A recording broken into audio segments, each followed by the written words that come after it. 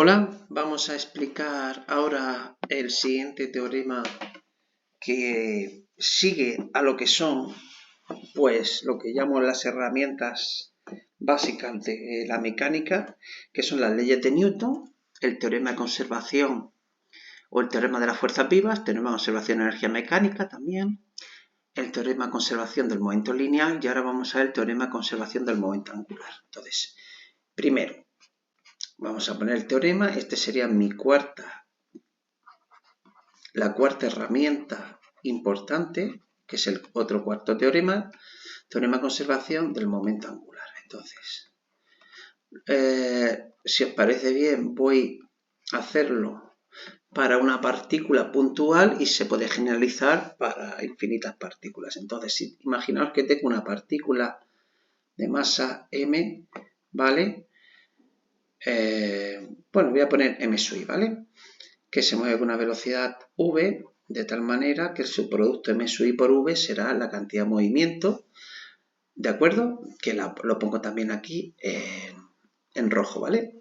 Esto va a ser la cantidad de movimiento lineal de esa partícula p sub i, ¿vale? Pues si tengo un origen de referencia, voy a coger, por ejemplo, el color aquí, un sistema de referencia, X y Z,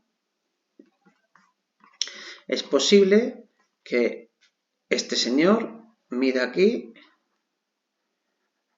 un vector posición RI de ese momento lineal, de tal manera que si calculase RI vectorial P sub I, pues tendría una magnitud vectorial. Si P sub I queréis llevarlo aquí al origen común, ¿vale? Lo trasladáis, cogéis simplemente con una escuadricartabón, hacéis una paralela, lo ponéis con origen común, R sub I y P sub I ahora tienen origen común, si llevo el primero por el segundo, pues atornillo y este señor irá pues hacia arriba. Y será aquí su momento angular L. Bien, bueno, pues ya tengo aquí mi momento angular L de esa partícula. Ahora imaginaros que, bueno, pues uno a priori dice, bueno, ¿y L qué? Pues como se hace en la física, pues es muy interesante ver cómo varía L respecto al tiempo. Alguien me diría, ¿y por qué sí? ¿Y por qué no? Pues es interesante. Es decir, la manipulación matemática y ver cómo son las variaciones es muy importante en física, porque en física siempre te importa este cociente, cómo varía una magnitud respecto a otra. Entonces te quedaría la derivada del primero por el segundo sin derivar vectorialmente, más el primero vectorialmente por el segundo. Esto es una propiedad ya que el producto vectorial, sus derivadas se comporta como en las derivadas del producto de dos funciones, ¿vale? Yo en la carrera de física me preguntan muchas veces estas cosas que me las suponía, hasta me encontré un libro de Spiegel y realmente es muy importante el saber demostrar el porqué de estas cosas. Pero bueno, para estos niveles pues no lo creemos, como yo me quería en su día, y el que tenga más interés que lo busque. Bien, pues si calculo la derivada de R sub i respecto al tiempo, eso me dará mi velocidad, v sub i. Pero es que también sé que P sub i es m sub i por v sub i. Entonces estoy multiplicando vectorialmente un vector v sub i por otro vector que es v sub i multiplicado por m sub i. Es decir, que estos dos vectores son paralelos. El producto vectorial de dos vectores paralelos son 0. ¿Por qué? Porque el producto vectorial va con el seno del ángulo que forman, sería módulo de v sub i por módulo de m sub i, v sub i por el seno del ángulo que forman. Forman 0 grados, perdón, al formar 0 grados, seno de 0, pues 0. Y se va. Y aquí te queda esto.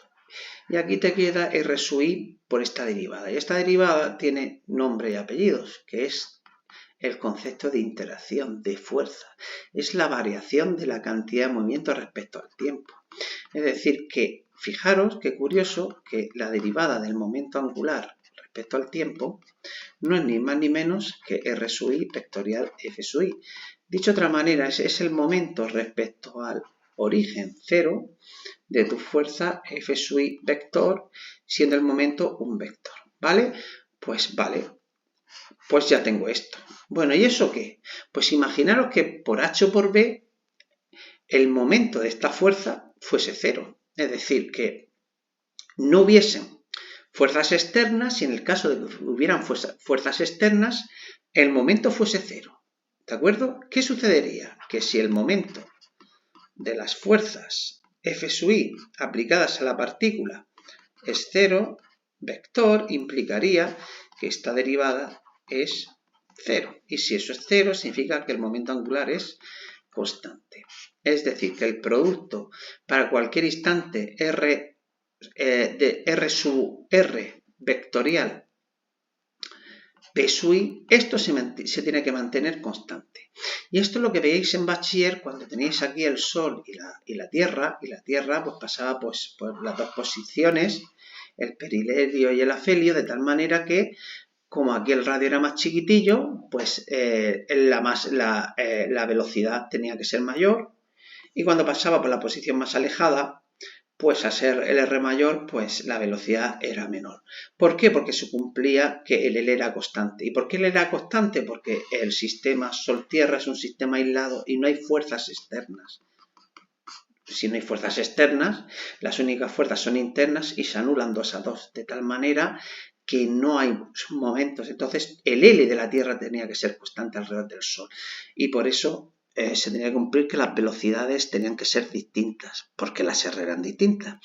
Bien, voy a ir terminando ya, porque yo sé que ahora otra cosa, el momento angular, si el cuerpo estuviese compuesto de muchas partículas, estas partículas y girasen con una velocidad angular omega, hiciese un movimiento circular, pues estas partículas serían un círculo. Y el momento angular, que es R sub i vectorial P sub i, pues como forman el vector el momento P sub i y R sub i, podéis comprobar que en un movimiento circular forman 90 grados, pues puedo trabajar en módulo aquí, porque sería R sub i módulo, P sub i módulo, por seno 90, ¿vale? Porque todas las partículas es un movimiento circular, ¿eh? Esto es movimiento circular. Bien, y ahora, como el seno 90 vale 1, pues tendría R sub i por P sub i, que es igual a R sub i, M sub i, V sub i. Pero, como sé que en todo movimiento circular la velocidad lineal de una partícula es igual al angular por R sub i, pues tendría aquí R sub i, M sub i, y donde pone V sub i, pues sustituyo por omega R sub i. Tendría aquí M sub i, R sub i cuadrado por omega, ¿vale?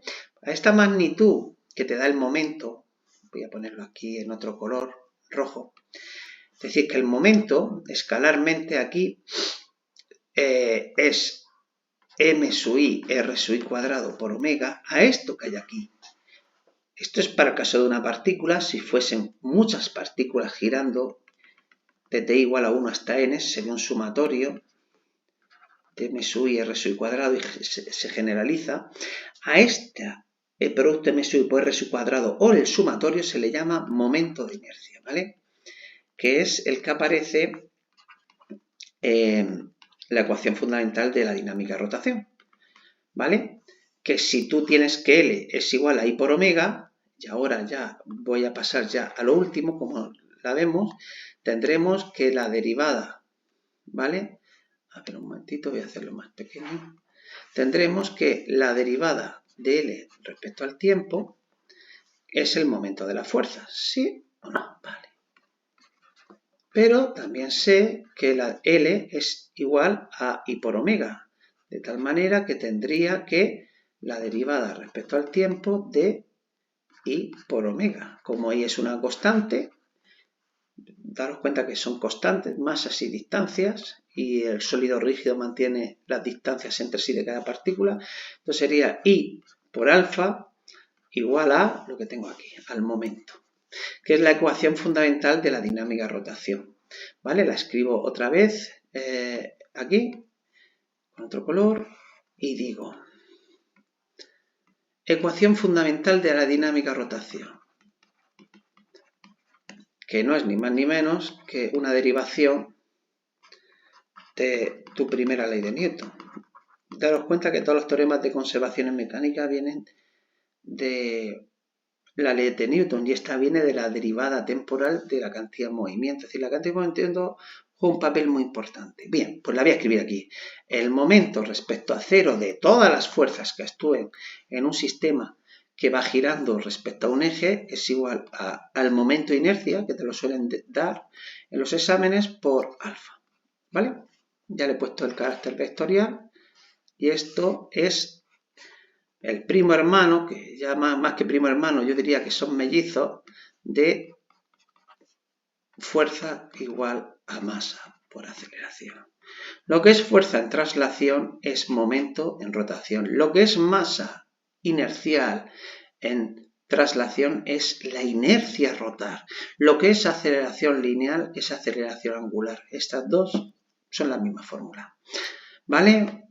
Bienvenidos al mundo de la física. Espero que os haya gustado el vídeo y ya estáis en disposición de haber entendido los 3 teoremas y la ley de Newton para hacer cualquier problema de mecánica. Un saludo.